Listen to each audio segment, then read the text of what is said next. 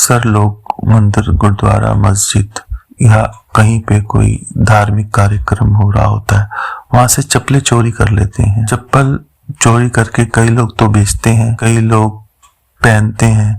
हमारे पूरे शरीर का वजन हमारे जूतों के ऊपर आता है। धार्मिक जो फिल्में बनती हैं उसमें संतों, महात्माओं, गुरुओं के जो चरण पादुका, जिसको आज के टाइम पे हम चप्पल, जूता कहते हैं, वो पूज्य होते हैं।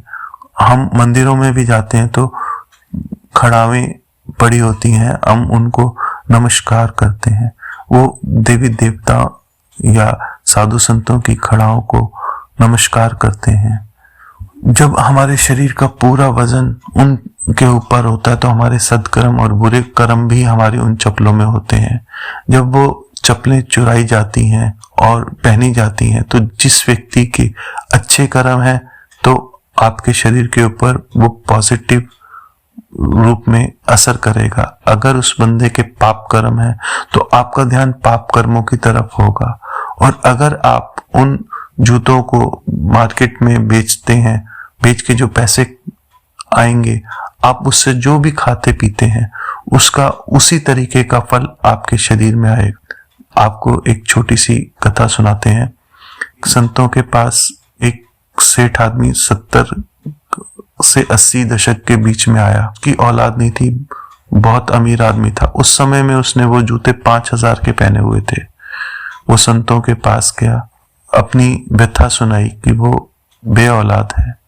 संतों से जाने का जो तरीका होता है, उस बाप से अपना चोला उनके सामने झोला फैला के औलाद की दात मांगी।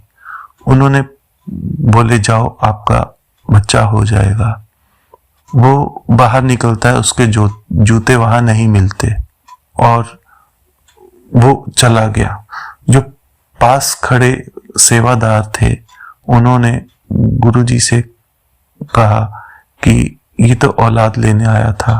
और तो गुरुजी ने बताया कि जो माली आश्रम की सेवा के लिए था उसके 5-6 बच्चे थे। उसमें से एक बच्चे ने वो जूते उठाए थे और वो जूते बेच के जो पैसे आने थे उसने उनको उपभोग करना था। वो उपभोग करने के बाद उसकी मृत्यु थी और वो बच्चा फिर उस सेठ के घर में औलाद बन के आता। और इस कथा से आप जान सकते हैं कि जूता चुराने से हम किस तरीके से बदल सकता है। ये तो एक उदाहरण था कि वो सेठ के घर जन्म लेता, परंतु इसका दूसरा भी है। अगर मान लो कोई पापी व्यक्ति है या कोई व्यक्ति है तो उसका वो दुष्प्रभाव भी उसके ऊपर आएगा। लोग, मेरे सामने की बात है, एक व्यक्ति बेरोजगार था और एक व्यक्ति पैसा कमा रहा था। उन आपस में वो दोनों दोस्त थे, उनकी चप्पल एक्सचेंज हो गई और जिसके पास काम था वो किसी कार्य से बाहर चला गया। वो काफी 1 महीने बाद आया। 1 महीने बाद जब आया तो उसका वहां से उसको नौकरी से निकाल दिया गया और जो चप्पल लेके गया था, बेरोजगार था, उसकी नौकरी कहीं और लग गई। वो बंदा रोजगार वाला हो गया। तो ये आपको एक साइड इफेक्ट भी बता रहे हैं कि चप्पल किसी दूसरे की जूता पहनने का क्या फर्क होता है।